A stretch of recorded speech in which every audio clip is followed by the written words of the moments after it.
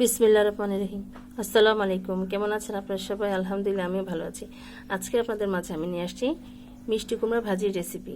তো আজকে আমি মিষ্টি কুমড়াটা রান্না করব চিংড়ি মাছ দিয়ে। আমি এখানে প্রথমে এরকম সাইজের একটি বড় সাইজের মিষ্টি কুমড়া ছিল, সেটাকে আমি গুটি গুটি করে কেটে নিয়েছি। এই যে ঠিক এভাবে কেটে নিতে হবে, এই যেভাবে একটু স্লাইস করে বড় করে কেটে নিয়েছি। তার সাথে কাঁচামরিচও দিয়ে দিয়েছি। আর লাগবে এখানে কিছু পরিমাণ চিংড়ি মাছ। এই যে চিংড়ি মাছ, আপনারা চাইলে ছোটোটাও দিয়েও করতে পারেন, এর চেয়ে বড়োটাও নিতে পারেন। তো আমি এগুলো কিছু চিংড়ি মাছ নিয়ে নিয়েছি এখানে। আর লাগবে এখানে ধনিয়া পাতা, আধা চামচ পরিমাণ আদা রসুন বাটা, পেঁয়াজ কুচি, আধা চামচ পরিমাণ ধনিয়ার গুঁড়ো, আর এখানে 3 ভাগের 1 ভাগ জিরার গুঁড়ো আছে। আর লাগবে লাল মরিচের গুঁড়ো, হলুদের গুঁড়ো, আর স্বাদ মতো লবণ। তাহলে চলুন আমরা রান্না চলে যাই। আমি চুলোর কাছে চলে আসছি, এখন জালটা জ্বালিয়ে দিলাম। এখন আমি প্রথমে অল্প করে তেল দিয়ে দিব। বিসমিল্লাহির রহমানির রহিম। এখানে অল্প করে তেল দিয়ে দিলাম, হালকা নেড়ে দিব। এখন আমি প্রথমে পেঁয়াজ কুচিগুলো এর মধ্যে দিয়ে দিব। বিসমিল্লাহির রহমানির রহিম। পেঁয়াজ কুচিটা দিয়ে দিলাম। পেঁয়াজ বেশি লাল করার প্রয়োজন নেই, হালকা একটু নরম হয়ে আছে। এর মধ্যে আমরা আগে চিংড়ি মাছটা দিয়ে ভেজে নেব, হালকা একটু নরম হয়ে নিই। এখন আমি এর মধ্যে পেঁয়াজটা নরম হয়ে আসছে, চিংড়ি মাছগুলো দিয়ে দিব।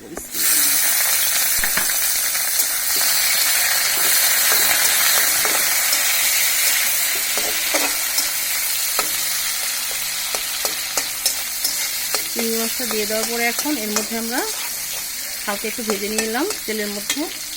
এখন আমি এর মধ্যে পরিমাণ করে অল্প করে পানি দিয়ে দিব মশলা দেওয়ার জন্য। এখন আমি প্রথমে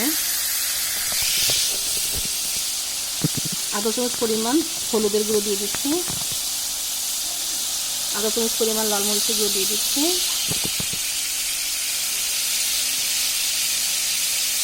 আধা চামচ পরিমাণ লবণ দিয়ে দিচ্ছি।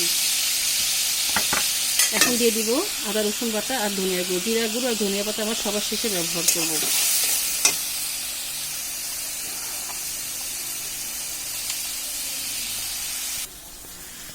আমাদের কারেন্ট চলে গিয়েছিল, তো আপনি একটু অ্যাডজাস্ট করে নেবেন। এখন আমি ধনিয়ার গুঁড়ো আর আদা বাটাটা দিয়ে দিচ্ছি,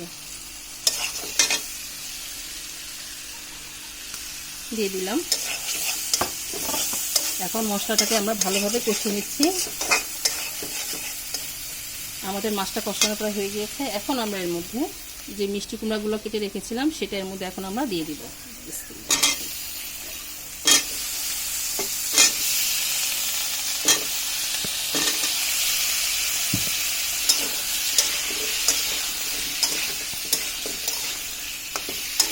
এটাকে ভালোভাবে একটু কষিয়ে তারপর এর মধ্যে সামান্য করে অল্প পরিমাণ পানি দিয়ে দিব।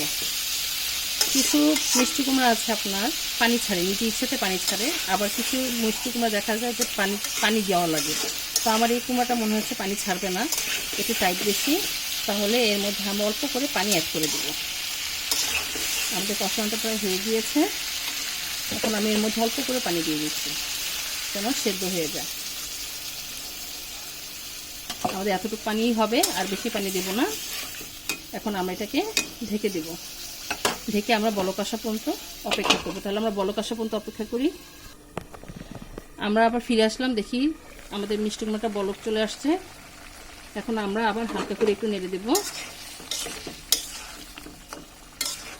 একটু নেড়ে চেড়ে দিলাম। এখন আমরা এটাকে মিডিয়াম আঁচে রান্না করে নেব। এখন এটাকে আবার ঢেকে দিই, তাহলে আমরা সেদ্ধ হওয়া পর্যন্ত অপেক্ষা করি। আমরা আবার ফিরে আসলাম। এখন দেখবো আমাদের মিষ্টি কুমড়া কতটুকু সেদ্ধ হয়েছে। নাড়াচাড়া দিয়ে নিই।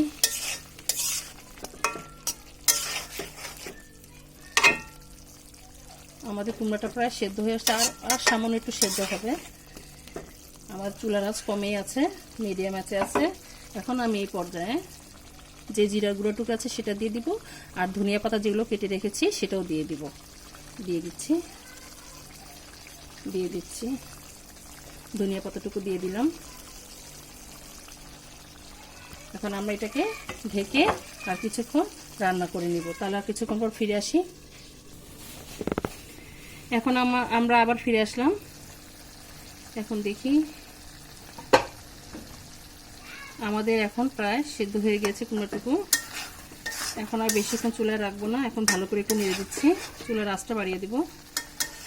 এই পর্যায়ে নামিয়ে ফেলবো, যেহেতু নামানোর পরে এটা আরও টেনে যাবে। এখন এই পর্যায়ে রেখে নামিয়ে ফেলবো।